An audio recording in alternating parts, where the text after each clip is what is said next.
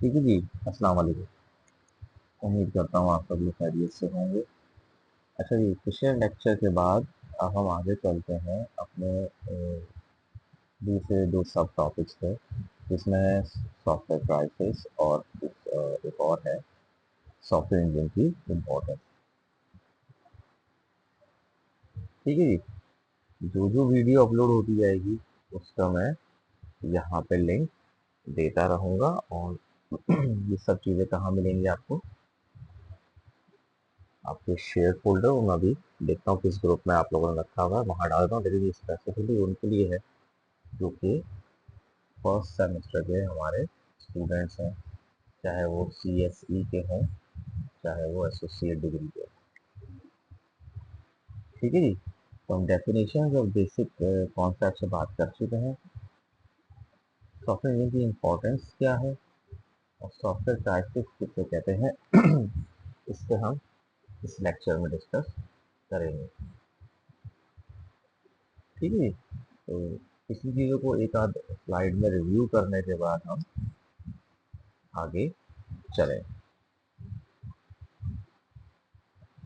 ठीक है। Software engineering is the application of engineering principles to software development या for software development. It aims to produce high quality software in a systematic, controlled and efficient manner. ठीक है जी। हमने वहाँ पे 3 से 4 अलग अलग किस्म की डेफिनेशंस देखे। ठीक है जी। अब उसी 3 से 4 अलग डेफिनेशन का एक और वर्जन है कि software engineering is the application of engineering, यानी कि उसके डेवलपमेंट की जो इंजीनियरिंग है, उसके जो कोर प्रिंसिपल्स हैं उनको आपने फॉलो करना है ड्यूरिंग सॉफ्टवेयर डेवलपमेंट। मतलब जो भी प्रॉब्लम्स आती गई थी, हमने दोबारा उन प्रॉब्लम्स को ना आए, हमने सोल्यूशंस के साथ आगे चलना है, ना कि हम दोबारा पुराने तरीके से काम स्टार्ट करें, फिर कोई प्रॉब्लम आए, फिर हम कोई सोल्यूशन लगाएं। तो जो चीज़ बेस्ट प्रैक्टिसेस में आती जाएगी या रिकमेंडेशन इन एनी स्टैंडर्ड होगी, उसको हम वैसे ही फॉलो करते चले जाएंगे और एडअप करते जाएंगे, या अपना स्टैंडर्ड अप करते रहेंगे, अपने पॉलिसीज, प्रोसीजर एंड प्रैक्टिस को इम्प्रूव करते रहेंगे या अलाइन करते रहेंगे up to the best practice या given standard. It aims to produce high quality software in a systematic, controlled and efficient. Systematic का क्या है? क्या चीज़ पहले, क्या बाद में, ठीक है जी, क्या चीज़ किससे लिंक होगी, ये सारा आपका सिस्टमैटिक अप्रोच है। कंट्रोल, कंट्रोल का मतलब ये है कि within certain limits and redoable. Controlled environment या कंट्रोल उसे कहते हैं कि जो चीज़ आप बार बार कर सकें। मिसाल के तौर पे आपने बाइक को स्पीड कर दिया, ठीक है जी, लेकिन अगर आपने प्रैक्टिस से किया है, अपनी मर्जी से किया है, कंट्रोल्ड तरीके से किया है, तो वो बार बार हो सकता है। कभी इत्तेफाक से कोई चीज़ हो जाती है, वो चीज़ रिपीट नहीं होती। And efficient manner, utilising all your time and resources for maximum output. ठीक है, जिसमें सबसे बड़ी होती है डेडलाइन एंड रिक्वायरमेंट्स को मीट करना। ठीक है जी, यहाँ तक बात समझ में आ गई? चलिए, अच्छा ये तो हो गई जो पिछली चीज़ हमने डिस्कस की थी। अब जरा कुछ नई चीज़ों को देखते हैं। पिछले लेक्चर में था कैरेक्टरिस्टिक्स, अब ये क्या है? Objective of software engineering. मतलब इसके वजूहात या इसकी जो सोच क्या है, इस प्रैक्टिस के पीछे आप क्या चीज़ें अचीव करना चाहते हैं। ठीक है जी। तो ये होंगी तो हमारी चीज़ें, क्या क्या अप्रोचेज दे सकते हैं, क्या क्या चीज़ें हम अप्रोच कर सकते हैं। जैसे development and reliable, develop reliable and efficient software. ऐसा सॉफ्टवेयर जो कि हर प्लेटफॉर्म पे बेहतर परफॉर्मेंस दे सके और रिसोर्सेज भी कम से कम लगे। जैसे कि सबसे बड़ी मिसाल है आपके पास, आप लोग अमूमन, मैं तो इस्तेमाल नहीं करता, अगर आप देखें भी तो ये रखा ज़रूर है लेकिन इस्तेमाल नहीं किया। मैं मोस्टली मोजिला फायरफॉक्स इस्तेमाल करता हूँ, लेकिन गूगल क्रोम सबसे ज़्यादा इस्तेमाल हो रहा है क्योंकि गूगल से एसोसिएट रहा और सर्च इंजन बाय डिफ़ॉल्ट रहा एक्स वाई जेड। लेकिन ये एफिशिएंट नहीं है जहाँ पे आपके पास रैम लिमिटेड हो या रैम कम हो।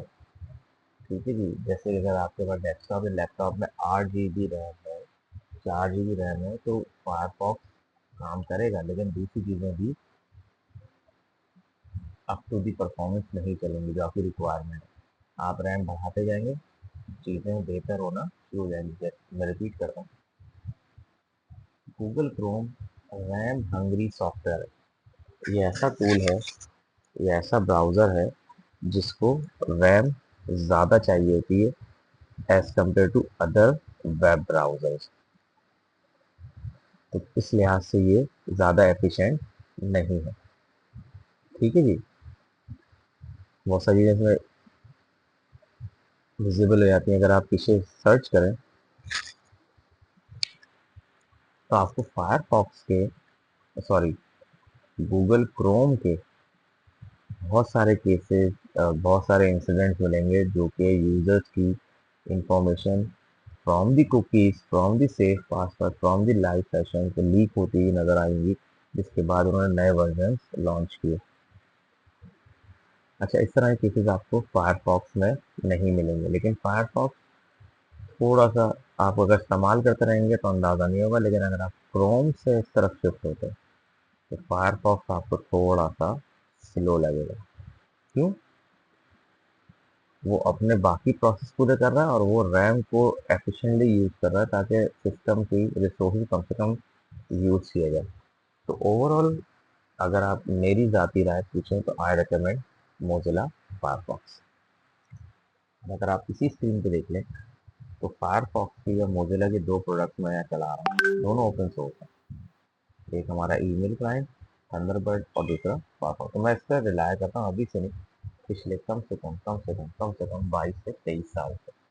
उससे पहले नेटस्केप नेविगेटर था जो इंटरनेट एक्सप्लोरर का काउंटर प्रोडक्ट था, लेकिन उस वक्त भी मैं अवॉइड करता था इंटरनेट एक्सप्लोरर को इस्तेमाल करने के लिए और नेटस्केप नेविगेटर में इस्तेमाल करता था। खैर, अगले पे आ जाए, reduce cost and time of development. अगर आप कोई काम बेहतर मैनेज करते हैं, अगर आप अपनी डेली लाइफ की एग्जांपल भी लें, अगर आपको लिस्ट ऑफ थिंग्स मिल जाए कि आपने मार्केट से परचेज करनी, तो बाज़ दफ़ा वो चीज़ें जो लिखते हैं आप, they are not aligned with the section.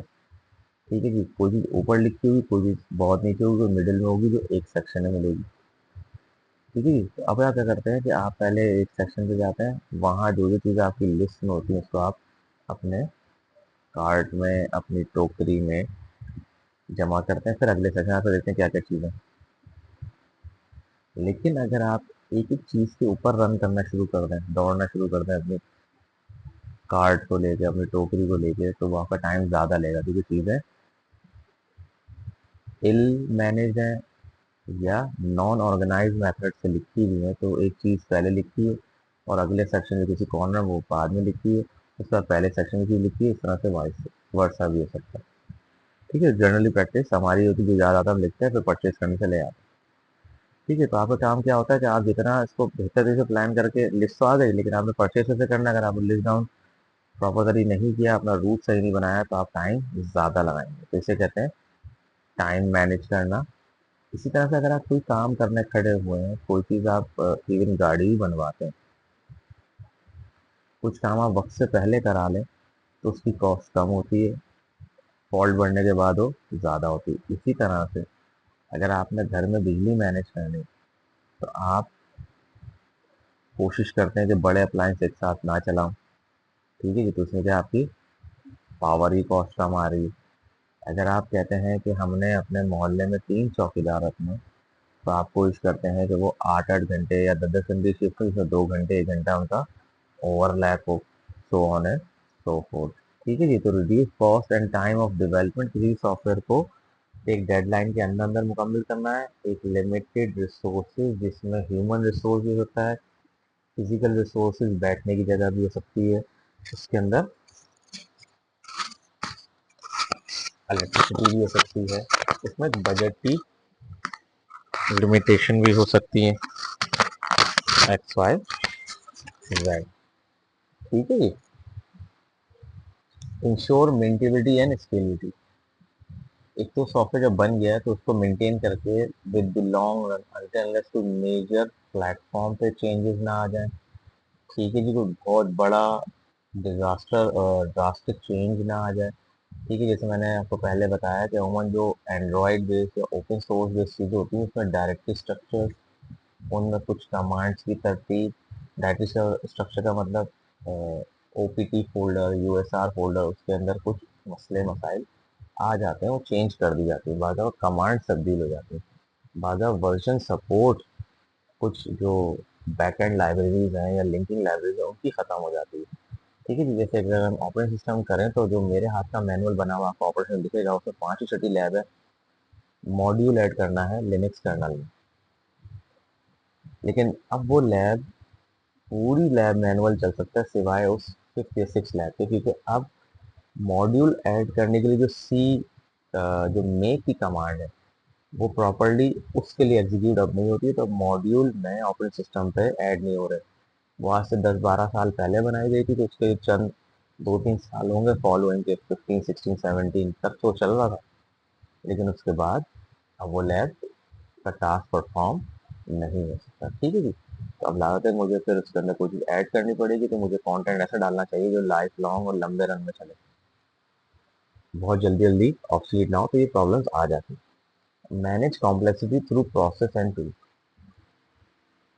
Complexity से मुराद है जहाँ पे मल्टीपल स्टेक होल्डर्स इन्वॉल्व हो, मल्टीपल सिस्टम्स मौजूद हों। ठीक है जी, फिर आप वहाँ क्या करते हैं, प्रोसेस बनाते हैं या फिर कोई टूल देते हैं कि आप इसको प्रोसेस कर लें। मिसाल के तौर पर पेमेंट प्रोसेसिंग है, एक बंदे ने चेकआउट करना है, कार्ड फाइनल कर ली उसने, तो चेकआउट करते हुए तरीका ये है कि आप अपने ही सर्वर पे दूसरों का डाटा लें, उसको क्रॉस वेरीफाई करवाएं, उनके एक्नॉलेजमेंट का वेट करें, फिर स्टार्ट आउट करें।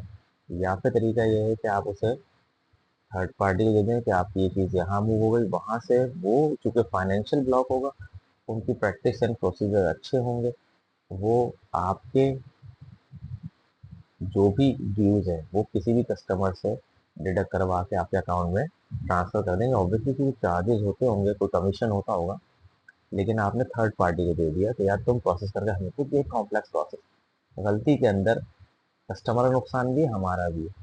तो इस चीज़ को दूर करने के लिए जिसको प्रैक्टिस बेहतर होती है हम वहाँ दे देते हैं। ठीक है, ये सिर्फ मिसाल में वो देने की कोशिश कर रहा हूँ जो आप अपनी रियल लाइफ में फेस करते हैं। ठीक है, या देखते रहते हैं या देखते रहेंगे।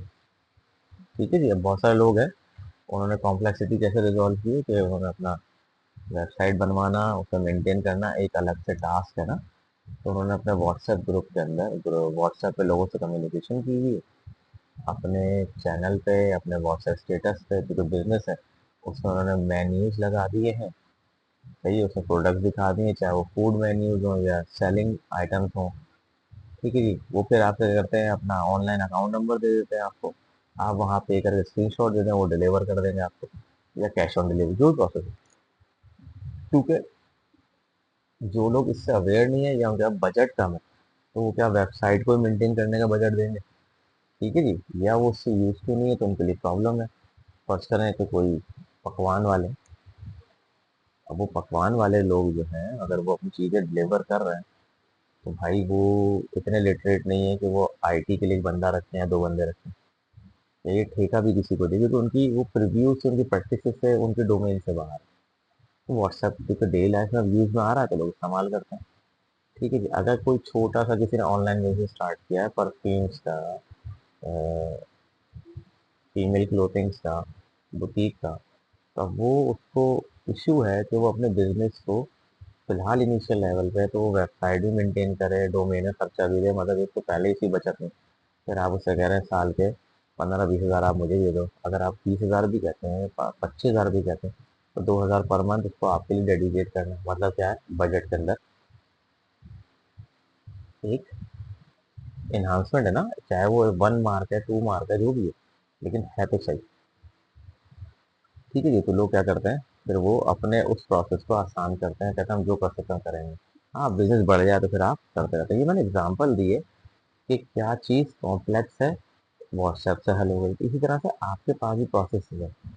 जब सॉफ्टवेयर डेवलप होता है तो मल्टीपल स्टेक होल्डर्स होते हैं, तो उसको डिस्कस करके, उसको कम्युनिकेट करके उसे थ्रू करते हैं, कि step by step procedure define करते हैं, या फिर प्रोटोटाइपिंग करके चीज़ें कर, एक कहते हैं ना, एक मॉडल दिखा के, प्रोटोटाइपिंग करके छोटी सी प्रोडक्ट दिखा के वो दिखाते हैं, फिर आप अपनी कॉम्प्लेक्सिटी समझाते हैं। ठीक है जी, मिसाल के तौर पे दराज है, दराज के पास एक कॉम्प्लेक्स सिस्टम है। आपने कोई भी परचेज कर ली तो होता उसका चेकआउट एक ही आदमी कर रहा हो, फिर उसके पूरा प्रोसेस है भाई, अलग अलग शॉप्स को अलग अलग पेमेंट जाएगी। मैंने तो चीज़ दराज का खरीदी 3 चीज़ें, लेकिन 3 अलग अलग जगह से खरीदी है। एक कोई और सेलर था, कोई दूसरा सेलर था, कोई तीसरा सेलर था। ठीक है जी, तो अब उन्होंने प्रोसेस तय कर लिया कि पेमेंट कैसे कैसे होगी, एक्स वाई जेड। ये चीज़ हम आगे डिस्कस करते रहेंगे, तो उसमें अंदाज़ा हो जाएगा कि कॉम्प्लेक्सिटी को हम प्रोसेस के, अच्छा मिसाल के तौर पर आपने बोला यार ये काम करके मैंने ईमेल कर दिया आपको, क्या आप सॉफ्टवेयर की रेपो चेक कर लें, ईमेल नहीं चेक की, भूल गए, कोई इमरजेंसी हो गई, दूसरी टीम को भी नहीं पता, तो अब क्या है, इसके प्रोसेस मैनेजमेंट के सॉफ्टवेयर हैं, जिसके ज़रिए जब आप काम आगे फॉरवर्ड करते हैं तो दूसरी टीम को अलर्ट या फ्लैग आ जाता है, ये काम हो चुका, आप देख लें, या इसमें डिले है, कोई चीज़ कम्युनिकेट करनी, तो वो अच्छा वो पूरा जो स्टोरी बोर्डिंग है, वो पूरा बोर्ड दूसरों को, जिसको चाहे, विजिबल होता है, ताकि उन्हें पता रहे कि हमारा कौन सा काम किस जगह, किस प्रोसेस में कितनी देर से है और कितनी देर के लिए। ठीक है जी, चलेंगे next. Importance of software engineering क्या है, ये बात हमें समझ में आ गई। Quality and reliability, manage large scale and complex project. देखें, एक है सिंपल वेबसाइट बनाना किसी बुटीक की, सिंपल सी है ना, आपने बना दी, अब वो इंटरेक्टिव है, 2 टियर है, 3 टियर है, एक्स वाई जेड, उसके लिए आपने एक बंदा दे दिया, वो मेंटेन कर। एक है दराज मेंटेन करना, अलीबाबा, टेमो, ये वो चीज़ें जो कॉम्प्लेक्स है। ठीक है जी, फिर बैंकिंग एप्स है, फिर आपके पास ऑनलाइन अवेलेबिलिटी ऑफ ईआरपी है, ईआरपी के ऑनलाइन पोर्टल्स हैं। ठीक है जी, तो अब वो जो चीज़, जो लोग ईआरपी डेवलप या मेंटेन करते होंगे, उनका काम ज़्यादा कॉम्प्लेक्स है एज कम्पेयर टू यूनिवर्सिटी का यूएमएस बनाना। वो कि यूएमएस बनाना भी कोई आसान काम नहीं, इसमें मल्टीपल स्टेक होल्डर्स की मल्टीपल रिक्वायरमेंट्स है। ठीक है जी, तो वो एक जो बंदा किसी डिपार्टमेंट का हेड है, वो उनके अपने डिपार्टमेंट का फाइनेंस भी जिम्मेदार है, अपनी सैलरीज का भी जिम्मेदार है, अपने यहाँ के स्टूडेंट्स का भी जिम्मेदार है, तो इसमें कॉम्प्लेक्स प्रोसेस है। ठीक है जी, अब हम जब उसको राइट अप में ले आते हैं तो प्रोसेस स्टेप बाय स्टेप हो जाते हैं, और क्लियर हो जाते हैं तमाम स्टेक होल्डर को, कौन सा काम पहले कौन सा बाद में, और क्या क्या प्रॉब्लम आई थी, इसको रिजॉल्व या इसका रेजोल्यूशन क्या निकाला जाए। Promotes team work and communication, जो अभी मैंने बात की, इससे बिल्कुल उसकी अगली बात। तो जब सॉफ्टवेयर डेवलप करते हैं, ये किसी एक इंसान का काम नहीं है कि आपने वर्ड प्रेस से उठाया टेम्पलेट और कहीं डिप्लॉय कर दिया, तो ये तो एक आध काम है, लेकिन जो बड़े प्रोजेक्ट्स हैं वो टीम वर्क है, and they solely depend on communication. जो मैंने आपको लास्ट लेक्चर में भी बात कही थी कि फॉल्ट आपका है, नहीं है, आप डोमेन के इंचार्ज हैं, आपकी वजह से हुआ है, आपकी गफलत से हुआ है या नहीं हुआ, ड्यू टू एनी रीजन जो आएगा, कोई प्रॉब्लम आता है, कोई इश्यू आता है, तो टाइमली कम्युनिकेट करना होगा जो जो स्टेक होल्डर है, जो उस पर डिपेंड कर चुके हैं उनको भी, और जिनके पास जाना है, जिनसे आया है, उनको भी बताना जरूरी है, ताकि उसको रिजॉल्व किया जाए, और तमाम पार्टीज के पास ये रहे कि ये डेडलाइन के अंदर ही काम होगा या नहीं हो, और करना है तो उसके मेजर्स क्या लेना है, स्टेक होल्डर इन्वॉल्व होंगे तो आपके पास डिसीजन मेकिंग आसान हो जाएगी। कम्युनिकेट नहीं करेंगे तो चीज़ पेंडिंग या डिले का शिकार होती है, जो कि अच्छी प्रैक्टिस कहीं भी नहीं है। Support maintenance and evolution of software. ठीक है जी, अगर आप फेसबुक 10 साल पहले का देखें, आज का देखें, व्हाट्सएप 2 साल पहले का देखें, आज का देखें, तो ये अपनी शक्लें तब्दील करते हुए आ रहे हैं, इवॉल्व होते जा रहे हैं। इसकी किसकी वजह से, सॉफ्टवेयर इंजीनियरिंग की वजह से। अब क्योंकि डेवलपमेंट और रिक्वायरमेंट मेथोलॉजी वक्त के साथ साथ चेंज हो रही है, तो अब आपको पूरे पूरे ऐप्स के वर्जन अपग्रेड नहीं करने, ऐप ऑटोमेटिकली अपने सर्टेन लेवल्स और सर्टेन एक्टिविटीज़ के वो खुद ही अपडेट हो जाती है। Reduce risk and improve productivity. ठीक है जी, अगर मैंने कोई बग देखा और टाइमली रिपोर्ट नहीं किया तो वो आगे रिस्क है कि दूसरे लोगों पे इम्पैक्ट डाल सकता है। ठीक है जी, और इम्पैक्ट डल गया तो प्रोडक्टिविटी या जो रिक्वायरमेंट है या उनके माइलस्टोन्स अचीव नहीं होंगे डेडलाइन पे। तो सॉफ्टवेयर इंजीनियरिंग कहती है कि जो चीज़ बतानी है टाइमली बताओ, उसे कम्युनिकेट करो, एक्स वाई जेड कैसे तुम सब चीज़ डिस्कस होती रहे। साथ साथ टारगेट यही है इन सब बातों का कि आप जो काम कर रहे हैं वो इन टाइम हो, रिसोर्सेज बेहतर एलोकेट हो, ताकि आप जो कलेक्टिव रिसोर्सेज हैं उस पर ज़्यादा चीज़ें डिलीवर कर सकें। सॉफ्टवेयर इंजीनियरिंग कहाँ कहाँ अप्लाई हो सकती है, जर्नल सी बात है, ये आपको समझ में इतनी देर में आ ही गई होगी। अच्छा, जितने नाम यहाँ लिखे हैं इसमें से कोई भी इजी नहीं है। ठीक है जी, software engineering is essential in various domain. कहाँ कहाँ के सॉफ्टवेयर को डेवलप करना, उनके मेंटेन करने में सॉफ्टवेयर इंजीनियरिंग का लाजमी होना बहुत ज़रूरी है। हेल्थ केयर सिस्टम, अब हेल्थ केयर सिस्टम में सबसे बड़ी मसला क्या है? एक तो डाटा के ऊपर कंप्लाइंसेस हैं, स्टैंडर्ड्स हैं जो आपने अप्लाई करना है। पहली चीज़, लोगों का डाटा कैसे कलेक्ट करना है, लोगों का डाटा डेटाबेस में कैसे सेव करना है, डाटा फ्रॉम दी क्यूसिक या फ्रॉम दी डम terminal, from the desktop of the doctor towards database कैसे जाएगा, from the application towards database कैसे जाएगा। ठीक है जी, अगर कोई टेस्ट आया है, रिजल्ट आया तो किस किस को विजिबल होना चाहिए, टेस्ट कराने को दिया उसकी पेमेंट कहाँ कहाँ विजिबल होनी चाहिए। ठीक है जी, उसकी हिस्ट्री कहाँ मेंटेन होगी, एक्स वाई जेड। ठीक है जी, पूरा पूरा एमआर जो होता है मेडिकल रिकॉर्ड, वो एक कॉम्प्लेक्स चीज़ है, किस किस को कौन सा रिकॉर्ड दिखाना है कौन सा नहीं दिखाना। Financial system, banking sector, payment transfer system कोई आसान सिस्टम नहीं है। आप कहते हैं ना इजी पैसा कर दो, आपने अपने बैंक अकाउंट से इजी पैसा कर दिया, आपने अपने बैंक अकाउंट से जैज़ कैश कर दिया, आपने अपने जैज़ कैश बैंक अकाउंट से फिंजा की तरफ कर दिया, अच्छा फिंजा से सादा पे कर दिया, सादा पे से ये कोई आसान काम नहीं।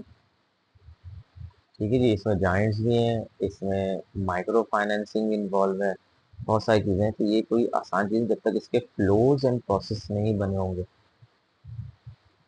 यूज केसेस नहीं बने होंगे, तो ये चीज़ें मार्केट में डिप्लॉय नहीं होती। ट्रांसपोर्टेशन एंड एविएशन, एविएशन एक कॉम्प्लेक्स इंडस्ट्री है, इसमें एयर टिकटिंग हो।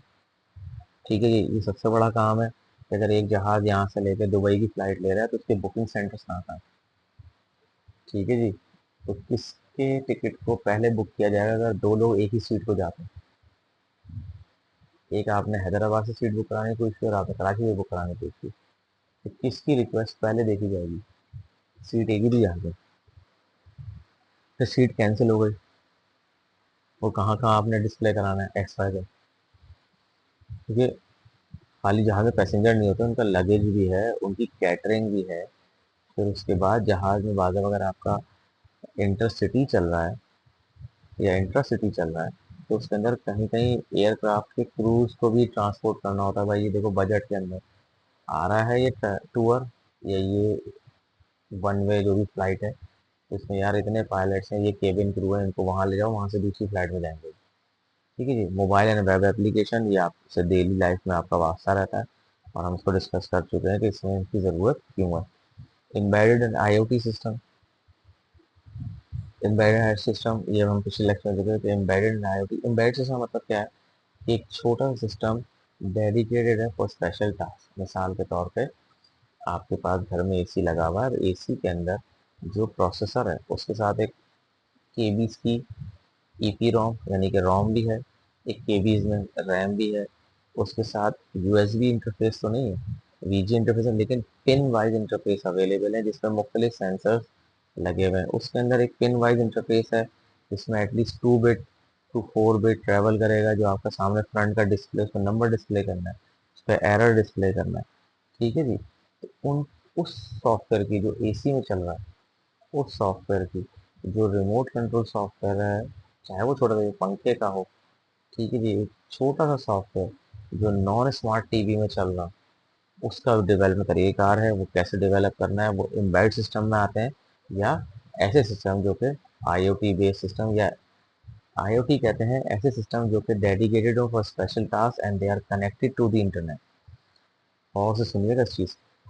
आईओटी उन सिस्टम्स को कहते हैं जो डेडिकेटेड सिस्टम होते हैं किसी स्पेशल टास्क के लिए and they are connected to internet. Laptop, mobile, these things are not IoT, they come under internet of everything, IoE।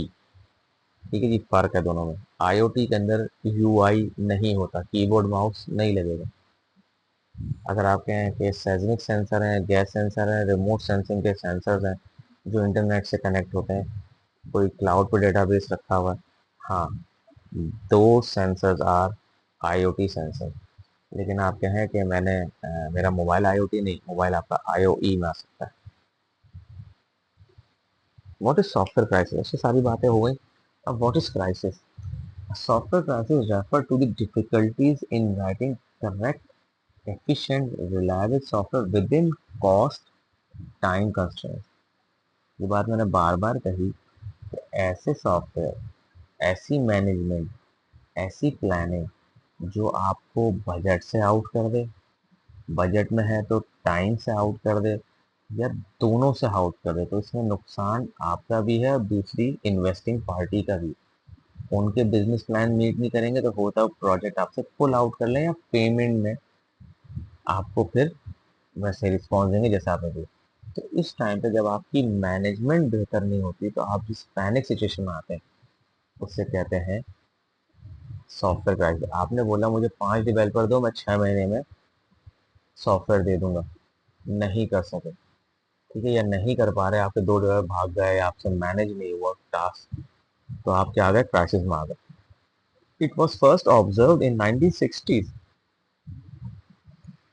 जब vacuum tube based transistor based, या अगर आईसीज भी आएंगे जो 4 बिट प्रोसेसिंग के ऊपर भी जो डेवलपमेंट थी, क्योंकि आप चांद पे चले गए थे, तो जैसा भी था तो कोड तो लिखा गया था।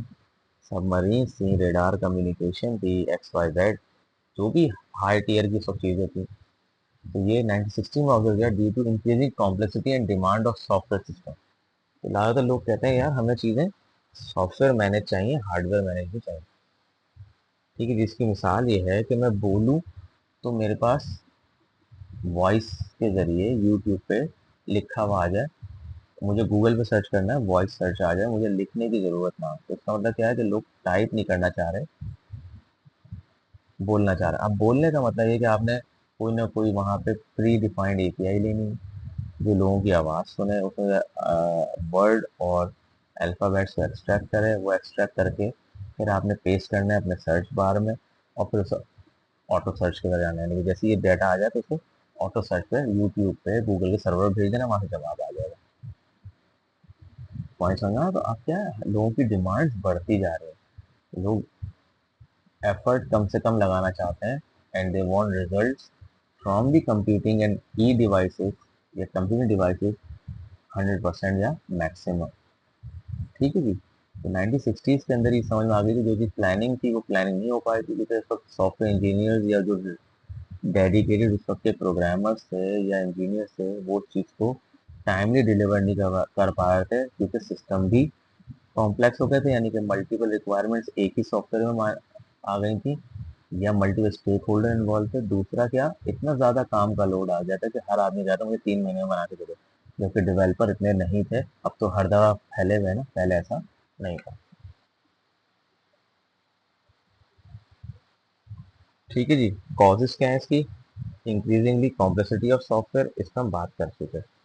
लैक ऑफ प्रॉपर मैथोलॉजीज, अब आप एक ही मेथड सब सॉफ्टवेयर लगाएंगे तो ज़रूरी नहीं कि आप कामयाब हो सके। पुअर प्रोजेक्ट मैनेजमेंट, ये हम बार बार कर चुके हैं कि अगर आप नहीं मैनेज करेंगे तो आप क्राइसिस में आ जाएंगे अपने डेवलपमेंट में।